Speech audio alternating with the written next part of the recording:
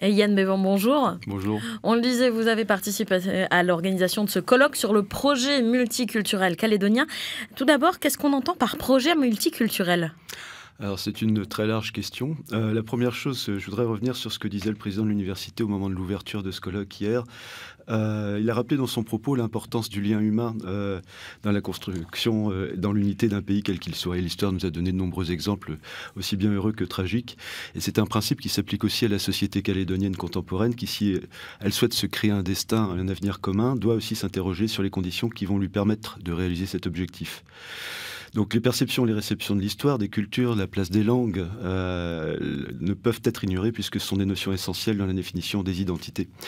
Et la Nouvelle-Calédonie, de ce point de vue, est un cas à part puisque c'est une forme d'expérience unique dans l'espace de la République française. C'est une exception multiculturelle dans un espace qui, habituellement, est centralisateur et qui a plutôt une dimension assimilationniste.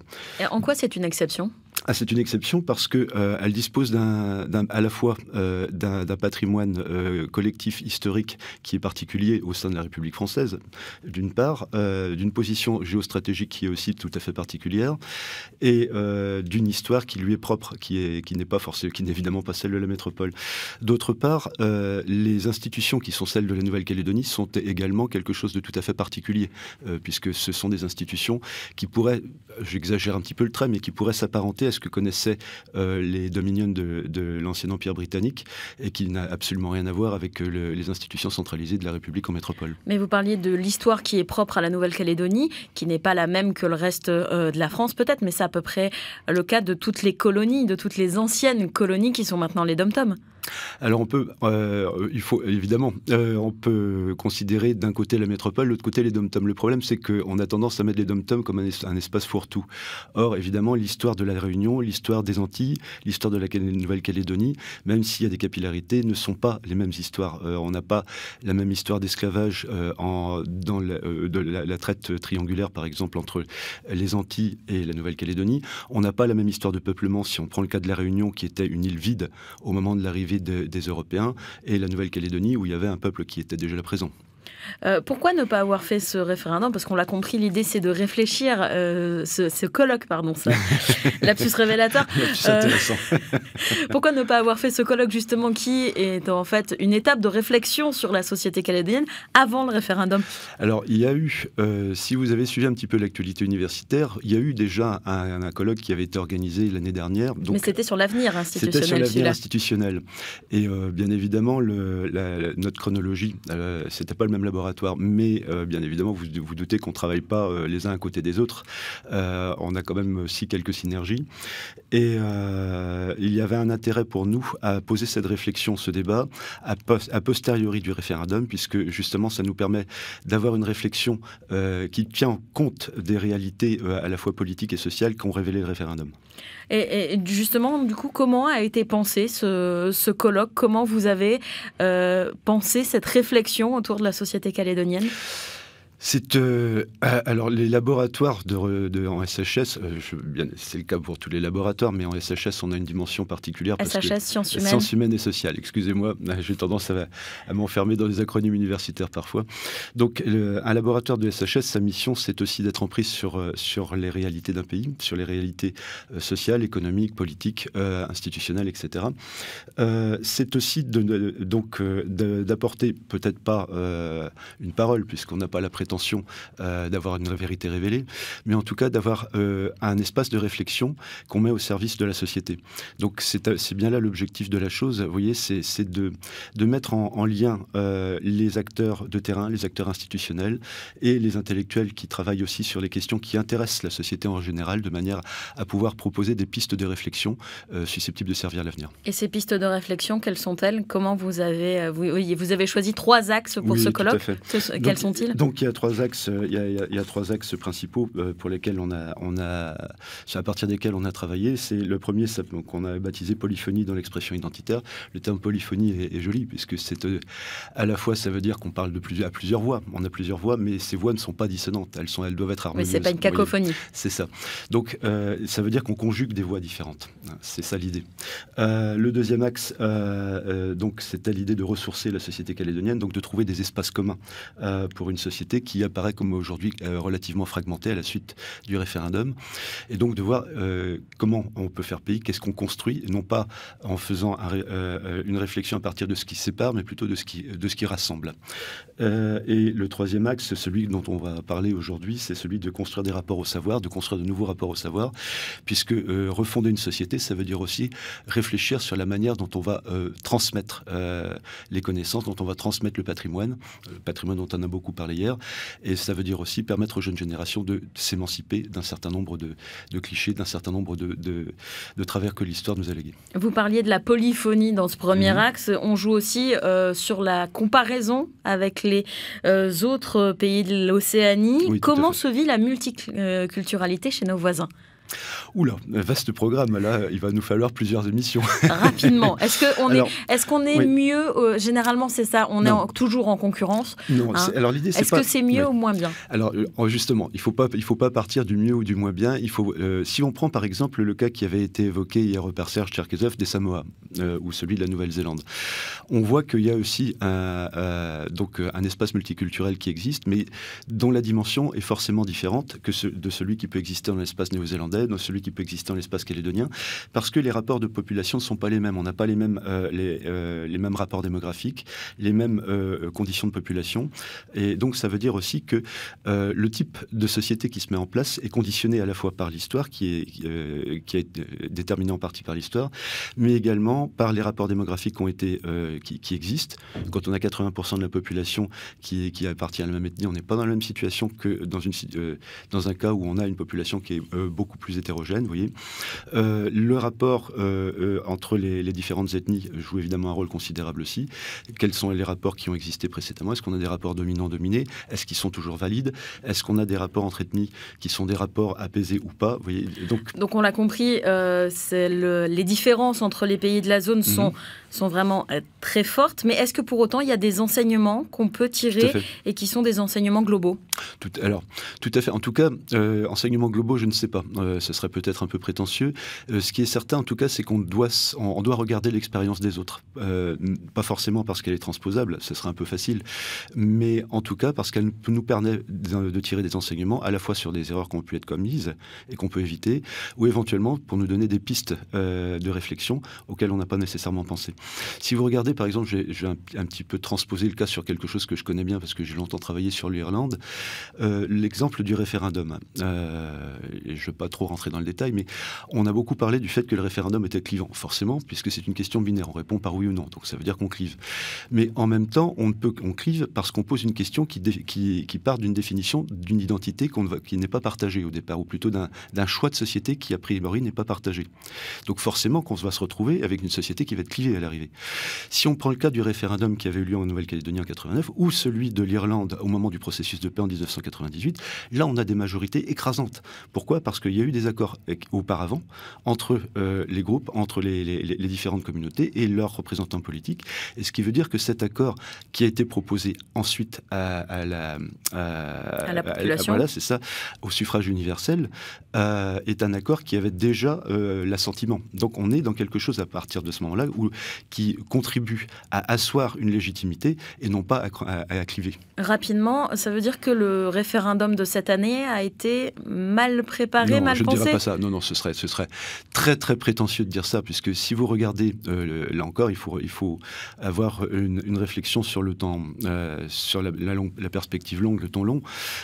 Si on prend la jeunesse de la chose, l'idée c'était effectivement de donner du temps au temps, et donc de permettre de sortir d'une situation de conflit qui existait à l'époque, et de permettre à des groupes politiques, expression d'identité qui n'était pas partagée à l'époque, qui n'était pas commune, de travailler ensemble et de se donner un destin et un avenir commun. C'était bien l'objectif.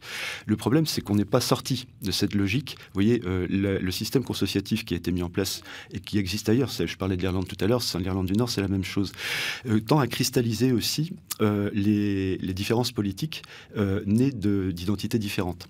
Et donc, ça veut dire que, littéralement, on ne sort pas de ce débat-là, on n'est pas dans l'espace commun, on est dans l'opposition entre deux choix possibles. Vous voyez ? Et on va voir avec vous, dans la deuxième partie de l'émission, Yann Bévan, comment on peut justement, c'est l'un des thèmes de ce colloque, trouver des espaces communs pour cette multiculturalité. Merci, à tout à l'heure. Merci. Yann Bévan, on le disait en première partie, en fin de première partie, il n'y a pas d'espace, enfin, il faut rechercher les espaces communs pour cette multiculturalité calédonienne.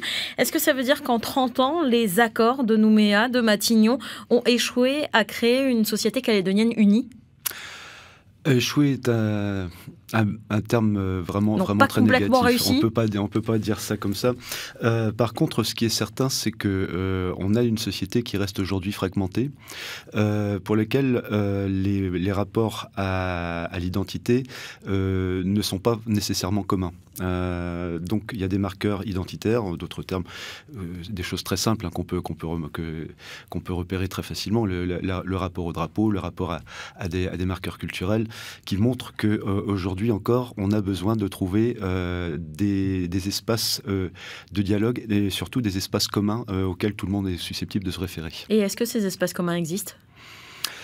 Ils sont... Alors, vous voyez, toute la difficulté, c'est on a quelque part une fracture qui existe aussi entre l'expression politique qu'on connaît aujourd'hui, et qui est l'héritage légitime, inévitable de l'histoire, et une réalité qui est en train d'évoluer considérablement, qu'on ne perçoit pas forcément dans le paysage calédonien, dans la société calédonienne, à la fois parce que cette société, elle est en mouvement, elle est figée du fait des questions historiques dont on a parlé tout à l'heure, mais elle est aussi en mouvement, il y a une jeunesse qui est en mouvement, il y a des changements considérables qui sont à l'œuvre à la fois du fait des nouvelles technologies, à la fois du fait de la mondialisation, des transformations sociologiques liées à l'urbanisation d'une partie d'une population qui auparavant ne vivait pas dans des zones urbaines. Et donc ces transformations-là, elles se concrétisent. On en a eu quelques exemples avec des invités qu'on a eus durant les deux premières demi-journées, mais elles n'apparaissent pas encore de manière très claire. Donc vous voyez, ça fait partie des choses qui méritent notre intérêt et qui méritent d'être discuté au moment d'un colloque comme celui-ci, parce que ça nous permet de faire un pas de côté et de regarder ce qui actuellement est en mouvement, ce qui actuellement montre qu'il y a des éléments qui permettent de dire qu'on a une société qui existe, mais qu'est-ce qui fait aujourd'hui que cette société peut pouvoir trouver des espaces communs pour une jeunesse qui attend aussi qu'on définisse les termes de son avenir. C'est-à-dire, en clair, ça veut dire que ces espaces communs, ils sont en train de se mettre en place doucement. Tout à fait. Et qu'est-ce qu'il faudrait pour donner un coup de pouce pour qu'ils se mettent en place un peu plus rapidement et que la société calédonienne soit moins fragmentée ? Si j'avais la réponse, je ferais de la politique. Non, très sérieusement. Parce que comme je vous le disais tout à l'heure, nous sommes des observateurs. Donc tout ce qu'on peut faire à notre niveau, c'est bien évidemment apporter des éléments conceptuels, mais également ce regard, le pas de côté dont je parlais tout à l'heure, ce regard qui est à la fois analytique et ce regard d'observation, qui nous permet de faire de ne pas rester focalisé sur le quotidien, de ne pas rester focalisé sur un événement comme celui du référendum, par exemple, où il y a eu beaucoup de commentaires sur l'idée que ça montrait bien qu'il y avait un clivage identitaire, qu'il y avait une société fragmentée, etc. Il y a aussi, c'est quelque part la théorie du verre plein ou du verre à moitié plein ou du verre à moitié vide. Vous voyez, si on regarde de l'autre côté, on constate aussi que cette jeunesse dont on disait qu'elle était en déshérence, elle a participé massivement, elle s'est exprimée. Donc ça veut dire qu'il y a aussi une demande d'adhésion à un projet de société quelque part. On peut regarder ça aussi de cette manière-là. Donc la question après, c'est de savoir qui va être... Et là, je n'ai pas les réponses, bien évidemment. Ça ne dépend pas de moi, ça ne dépend pas du laboratoire, ça ne dépend pas de l'université. Nous sommes simplement des interlocuteurs. Mais il y a une demande, il y a une attente, très clairement, de l'ensemble de la population calédonienne. Et c'est cette attente à laquelle il va falloir répondre. Vous disiez que si vous aviez la réponse, vous feriez de la politique. mais l'idée de... Non, je ne ferai pas de la politique de toute façon. Non, l'idée des politiques, c'est d'avoir justement, plus que des réflexions, c'est d'avoir justement des réponses. Donc, si vous n'avez pas de réponse formelle à leur apporter, comment ce colloque peut aider à faire avancer les choses, au-delà de la réflexion? Vous voyez, l'université est un lieu de débat, c'est aussi un espace neutre. L'université, c'est à la fois un espace qui est en prise sur la société, qui apporte des éléments, une contribution intellectuelle à la société, à la fois par sa dimension recherche, sa dimension éducative, mais c'est aussi aussi un agitateur d'idées, l'université. Donc c'est ça aussi l'idée, c'est que vous avez un espace ici qui est un espace, pour le coup, commun à tout le monde. Si vous venez à l'université, vous verrez que les étudiants, ils viennent de partout et ils ne sont pas en train de se poser la question de savoir si ils ont voté oui ou non au référendum. La question, elle n'est pas là. La question, elle est comment on regarde ensemble dans la même direction. Donc, c'est un des avantages qu'on a à l'université, c'est de pouvoir proposer de l'endroit où on parle une tribune, en quelque sorte, qui est susceptible de servir l'intérêt commun. L'un des enjeux de cette multiculturalité, c'est de partager les cultures, mais de ne pas s'oublier, de ne pas oublier sa culture, de ne pas la dissoudre. Comment on fait justement pour concilier partage et protection ? Alors, de toute façon, l'idée d'oublier sa culture, je vous parlais tout à l'heure des expériences malheureuses, notamment sur l'assimilation, avec des conséquences catastrophiques en termes d'acculturation. C'est pas quelque chose qui est spécifique à la Nouvelle-Calédonie ou à l'espace Pacifique. On l'a vu ailleurs également, hein, bien évidemment, y compris dans l'espace métropolitain français. Étant breton, je suis bien passé pour en parler. Maintenant, la question justement, et je vous renverrai aux travaux de Roland Robertson de l'université d'Aberdeen, qui ont montré que les sociétés économiquement les plus fortes sont les sociétés qui ont le meilleur ancrage culturel. Donc ça, c'est quelque chose qui est intéressant. Je ne vais pas dire que tout porte sur l'économie, mais ça veut dire aussi que vous ne progressez, vous ne pouvez vous projeter dans le monde actuel avec des certitudes et avec une certaine confiance en vous, une certaine force, qu'à partir du moment où vous êtes bien ancré. Pour faire simple. Cet ancrage-là, c'est celui aujourd'hui que recherche la Nouvelle-Calédonie parce qu'il y a des certitudes culturelles, aussi bien dans les communautés kanak que dans les communautés issues de l'immigration, que les communautés européennes qui sont installées depuis très longtemps sur le territoire. La question est de savoir comment ces différentes identités qui ont leur légitimité, qui ont toute leur légitimité, c'est tout le principe multiculturel, peuvent arriver à trouver un espace commun dans lequel il y a un dialogue qui s'instaure et dans lequel on va avoir, à un moment donné, ce dénominateur commun qui n'a pas nécessité d'être un dénominateur le plus petit possible. C'est toute la difficulté. Vous voyez, plus le dénominateur est possible, le dénominateur commun est petit, plus l'espace de discussion, plus l'espace de commun est réduit, bien évidemment. Donc l'intérêt, c'est de se mettre d'accord, c'est ce que nous disait aussi hier Serge Cherkasov, l'intérêt, c'est de se mettre d'accord sur des fondamentaux à partir desquels tout le monde admet qu'on fait société et on peut aller de l'avant avec, après, des espaces qui sont partagés, des espaces qui sont reconnus, des espaces de dialogue. Vous disiez il y a quelques instants que les jeunes étudiants ne se demandent pas, quand ils vont à l'université, s'ils ont voté oui, voté non. Ils essaient de regarder dans le même sens. Est-ce que le clivage est moins important chez les jeunes que chez les plus anciens, selon vous ? Alors, il va y avoir des éléments à apporter dans les 2 ans qui viennent là-dessus. Puisque, j'en parlais avec le vice-recteur hier, le référendum a eu aussi pour conséquence de raviver cette dimension identitaire, très, très clairement, dans les plus jeunes générations. Il ne faut pas regarder ça nécessairement comme une catastrophe, comme quelque chose qui va être absolument clivant. C'est un risque potentiel, hein. Il ne faut pas se voiler la face, mais en même temps, si vous avez suivi ce que je disais tout de suite, le fait d'affirmer une identité, c'est aussi le fait de dire voilà d'où je parle. Et si ceci est accepté, ça veut dire qu'après on peut établir un dialogue, parce que chacun sait qui il est et peut aussi regarder l'autre avec sa différence. Donc tout l'enjeu, il est là, vous voyez, c'est que ces différences, elles ne soient pas perçues comme des hostilités mutuelles, mais au contraire comme des complémentarités. Le thème d'aujourd'hui, ça va être la transmission du savoir et notamment l'école. Quelle école pour demain ? C'est l'un des thèmes. Ça veut dire que c'est à l'école que va se jouer toute ce creuset calédonien commun ?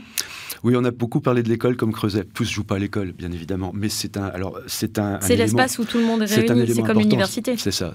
Quand je vous ai parlé d'un espace qui est à la fois un espace neutre, un espace de débat, un espace commun, bien évidemment, si c'est le cas pour l'université, c'est le cas pour l'école en règle générale.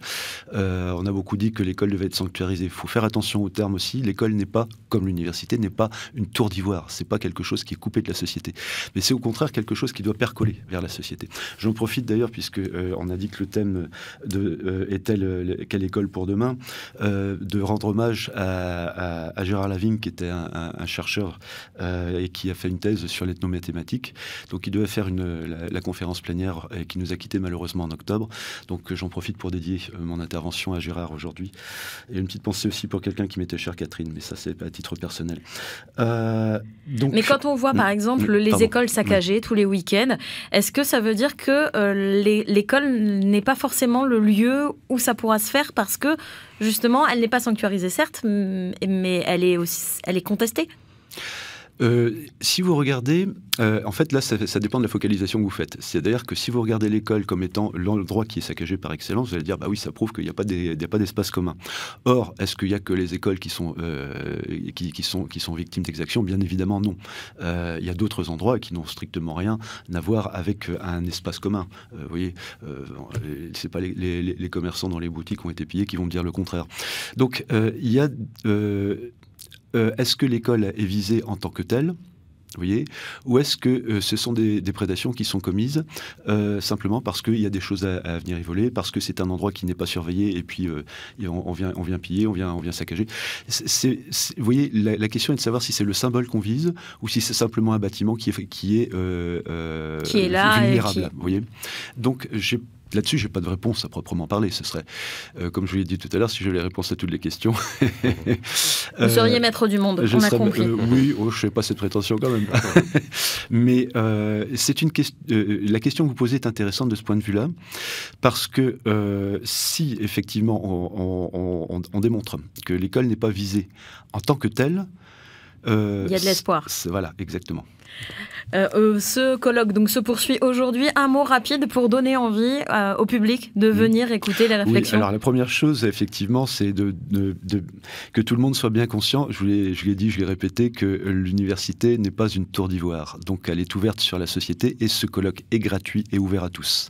Donc, ce ne sont pas des tribulations d'intellectuels, c'est ouvert à tout le monde. Absolument. Et on a fait en sorte, c'était un des enjeux de ce colloque, on a fait en sorte que les interventions ne soient pas uniquement des interventions universitaires. Bien sûr, on a des interventions d'universitaires, on a des interventions d'universitaires qui viennent parfois d'assez loin parce qu'on partage un certain nombre de thématiques. C'est le cas par exemple avec Alex Moyer de l'université d'Hawaï, qui était celui qui nous a ouvert le colloque. Mais on a aussi des gens de la société civile, on a des institutionnels et ont participé au débat tous les gens qui étaient présents dans la salle hier. Le colloque La Nouvelle-Calédonie, un projet multiculturel, point d'interrogation. C'est donc jusqu'à midi aujourd'hui, jusqu'à midi et quart à l'université de la Nouvelle-Calédonie à Nouville. Merci Yann Bévan d'avoir été avec nous. Merci à vous. Merci beaucoup, et merci à vos auditeurs de nous avoir écoutés.